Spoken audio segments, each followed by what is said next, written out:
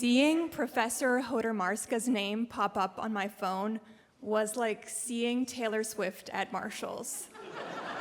I was so starstruck. I was 2 weeks into my first semester studying drama therapy, which is like art therapy, but instead of drawing pictures, you write monologues and roll around on the floor. Professor Maria Hodermarska was the badass queen of drama therapy. She had spiky gray hair and somehow made drop crotch sweatpants look really bohemian and cool, and I wanted to be just like her. I picked up the phone, and right away she was apologetic. She said, "Sarah, I'm sorry, I know you were looking forward to your internship, but unfortunately we're having some issues with the organization and it's canceled. There's only one internship left for you to take at this point, and it's pretty tough, but I'm sure you can rise to the occasion. You're going to run a virtual drama therapy group for adults with aphasia." I could only think one thing, which was, what the heck is aphasia? I mean, I barely knew what drama therapy was at this point. I couldn't ask Maria, so we hung up and then I Googled it, and I learned that aphasia is a communication disorder that makes it difficult to express and comprehend language, and it's often the result of a stroke. I felt like I was in way over my head, and I was really questioning my ability to lead this group. Do I know enough? Do I have enough experience? Who am I to think that I can do this? And the worst part was, Maria was going to observe every single group with her camera off, so I felt like she was just gonna watch me crash and burn week after week. I was really terrified to fail, so I over-prepared for the first session.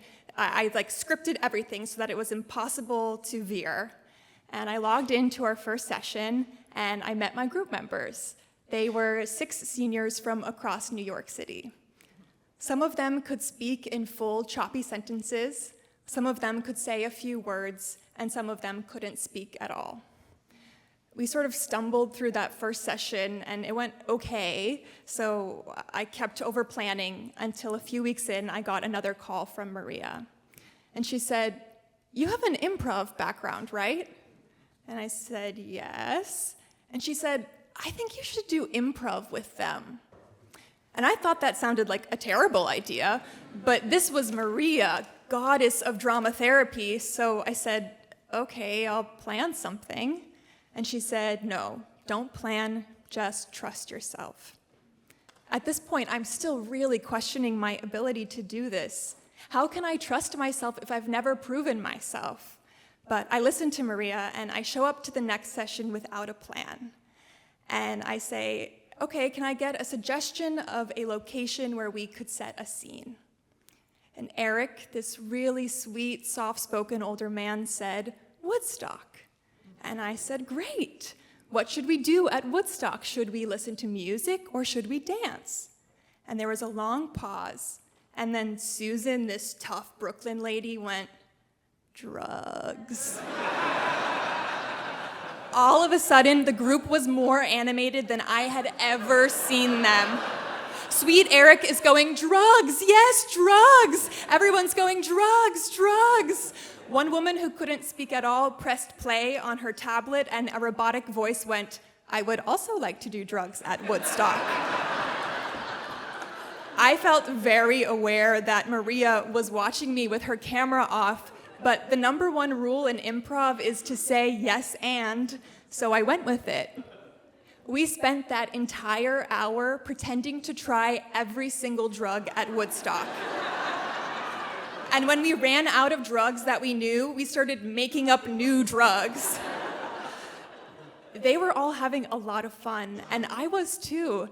And I realized that for the first time since I started this internship, I was feeling relaxed. The session ended and they logged off, and Maria helped me craft my clinical note for the week, which was, "Participants engaged in structured role play to promote cognitive flexibility." My notes started looking like this every week. When we pretended to orchestrate a jailbreak, I wrote, "Participants engaged in goal-directed behavior promoting autonomy."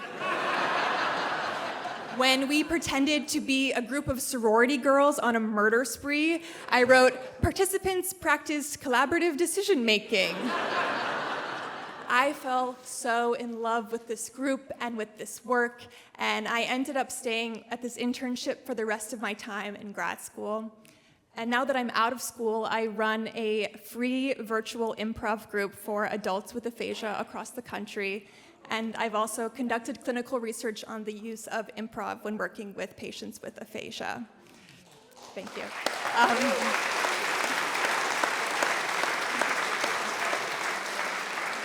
This random internship reassignment turned out to be one of the greatest gifts of my life. It taught me to stop questioning my own abilities and instead to start questioning the possibilities. Thank you.